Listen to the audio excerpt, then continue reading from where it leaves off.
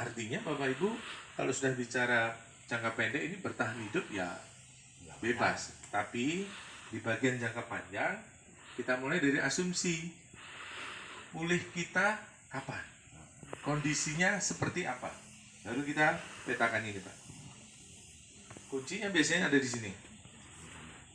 Oh ternyata kita akan pulih di 2024. Kita bayangkan yuk 2024 Pak Indarto, waktu payung akan seperti apa dengan kejadian-kejadian fenomena-fenomena selama ini.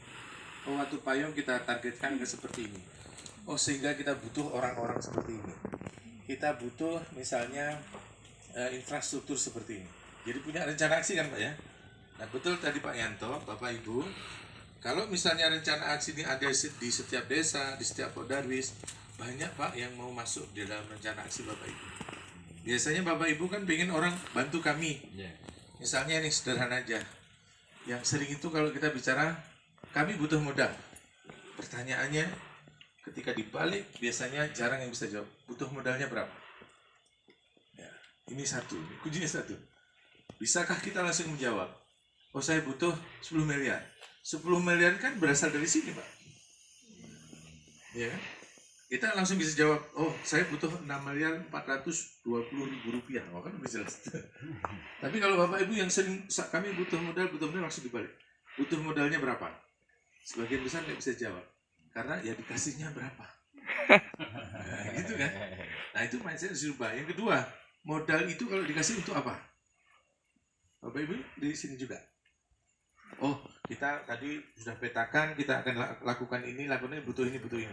Nanti Bapak Ibu, pengalaman yang sudah jalan, ini tinggal diisi kayak puzzle Pak. Ternyata kita butuh mesin ini, kita butuh modal untuk ini, kita butuh ini. Ini masing-masing akan mencari puzzle dan saat ini sedang bergerak. Indonesia itu negara dengan kedermawanan sosial paling tinggi sedunia. Kita itu negara yang tidak maju-maju amat, ya miskinnya juga masih 40% ya dengan pandemi. Tapi kedermawanan kita itu paling tinggi sedunia. Buktinya apa? Ya orang di duit tetap bisa nyumbang kan ya. Ya. Tapi begitu ada pandemi, begitu ada bencana, orang dengan mudah untuk kasih bantuan. Nah, di kita di Indonesia ini juga 40% kaum miskin, 40% menengah, 20%-nya ini yang orang kaya. Ini biasanya tinggal kita siapkan puzzle. Bapak Ibu masing-masing desa kalau sekarang punya saya rencana aksi saya jangka pendek begini, jangka menengah begini, jangka panjang begini, maka kemudian sudah ada puzzle-nya. Puzzle ini kalau saya datang ke Pak Kusnan ya, Pak, lihat puzzle-nya yang belum keisi mana? Oh ini saya ada kenalan di sini, kan lebih enak. Jadi menjawab tadi, kalau pendampingan, Mbak Dewi ini juga pendamping, Mas Lili pendamping, banyak pendamping. Bapak Ibu, saya lebih akan punya kurikulum pendampingan pertama dan pendampingan untuk membuat ini. Setuju nggak Pak? Setuju. Kalau mengenai masalah akses itu yang akses pasar, digital, permodalan itu kalau Bapak Ibu nggak punya ini bingung juga nanti, ya nggak? Oh kami nggak punya aset, nggak punya ini, nanti kita lihat. Tapi menurut saya akan lebih bagus Pak ini kalau misalnya segunung kidul punya rencana aksi bersama kolaborasi namanya di Gunung Kidul, tapi setiap desa wisata BUMDes juga punya rencana aksi pemulihan desa. Jadi mana Mas? Waduh Bayu. Girasek misalnya. Kan butuh rencana Pak. Oh ini tapi ini nggak cukup. Jangan dipikirkan itu dibiayai oleh desa saja. Tapi begitu kita komunikasikan pasti oh ini bisa dianggarkan dari desa, ini bisa dari kecamatan, kabupaten. Tapi kalau kita nggak ada rencana aksi, nunggu sampai kapan, yang di kabupaten, yang di provinsi juga bingung Pak, mau disalurkan kemana, mau salurkan Pak Kusnan nanti Masjid Tongiri. Tapi kalau udah rencana aksinya, ada justifikasi. Saya pikir ini kita sama-sama sepakat ya, bahwa untuk menuju ke sini ya tetap kita butuhkan ini. Lain lagi misalnya di digital industri tetap, nah ini masih zona merah sampai sekarang. Selama vaksin ini belum beres nih, pembatasan masih ada terus. Ini juga masih ada. Rencana 2020 awal mau dibuka Wisman di Bali dan di Likupang. Sampai sekarang juga belum kan?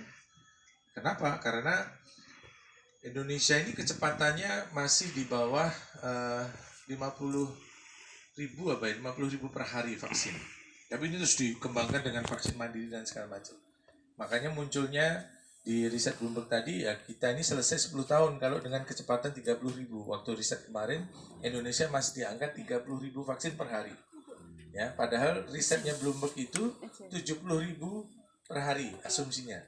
Nah, di kita ini masih sekitar 50.000 per hari perjalanannya. Dan makanya mulai dikembangkan ada sekitar 7 vaksin, ada yang mandiri dan segala macam. Harapannya yang tadinya 10 tahun lagi berarti berapa tahun? 2030 ya, 2031. Saat jadi apa Pak ya? 2031 targetnya Bapak Ibu 2025 Pak. Nah, ini kita sama-sama ini vaksin sama-sama untuk menuju 2025 ini paling tidak tahun ini kita masih resilient Pak. Saya hampir bisa pastikan tahun ini masih resilient. Kalaupun kita buka pariwisata, maka ini adalah pariwisata yang sifatnya kualitatif tourism, family tourism. Pak Endarto, Pak Bagio misalnya nih di lokasi seperti ini Bapak Ibu juga punya lahan. Sekarang ini hotel-hotel pada tutup. Kita coba bikin proposal seperti Pak Yanto. Kita bikin namanya wisata tapi jangan bikin bangunan, kita bikin kayak camping tapi mewah gitu Pak. Nah sekarang yang dicari seperti itu. Makanya satu lagi yang saya sampai hari ini juga tanda tanya HH itu. Iya, HH itu meskipun pandemi kok tetap ramai, kenapa? ya itu. Karena bagus. Kenapa Pak? Karena bagus. Kenapa? Ya korporat yang menggarap ya. Bagus ya, harusnya Mungkin kan harus. profesional. Profesional itu loh Mas. Mari kita cari Pak. Mari kita cari. Perusahaan itu. Saya kemarin ketemu dengan pemiliknya diminta untuk memfasilitasi UKM di Gunung Kidul. Milihnya Gunung Kidul Pak. Kan sekarang ada 2 tuh. Yang di sana. Ya ada 2. Milih yang UKM di Gunung Kidul dengan standarisasi yang bisa masuk. Tapi yang saya nggak habis pikir, kenapa orang masih merasa aman, nyaman, berdesak-desakan, bayar lagi masuknya ya. Iya, itu bayar kan? Bayar. Ya. Nah, itu yang perlu kita cari Pak. Maksudnya bukan soal corporate atau ini desa. Gitu ya. Atau semua. Baik, terima kasih.